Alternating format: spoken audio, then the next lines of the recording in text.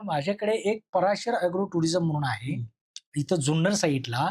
त्याने 1.5-2 एकरमध्ये डेव्हलप केलेलं आहे. पण कसं केलेलं आहे, की नुसतं कन्स्ट्रक्शन आणि बिल्डिंग आणि इंटिरियर अशा पद्धतीचं त्याने केलेलं नाही. त्याचं सेंटर जी आहे ती कुडाच्या रूम्स तयार केलेल्या आहेत. झोपण्यासाठी त्याने लाकडी ही केलेल्या आहेत आणि पांघरायला तो गोधडी देतो आणि खाल्लं जी जमीन आहे ती सारवायची आहे. बाजूच्या जी भिंती जी आहे ते कुडाच्या बांधलेल्या आहेत. त्या सारवण्याच्या असतात आणि त्याच्या आतमधली जी टॉयलेट जी आहेत ना, त्यांनी जगवारच्या बसवलेल्या आहेत. एकदम चांगल्या दर्जाच्या. म्हणजे पर्यटकांना काय पाहिजे असतं, की नीट, क्लीन आणि स्टँडर्ड टॉयलेट बाथरूम असणं गरजेचं आहे.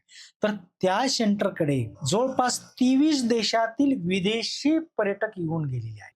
म्हणजे असं नाहीये, की पण तो त्याच्याकडे जर बघितलं त्या सेंटरमध्ये तर तो दारू पिण्याला अलाउड करत नाहीये.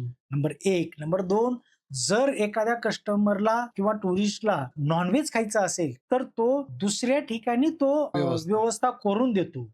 आणि पण त्याच्यामध्ये तिथे हे करू देतात.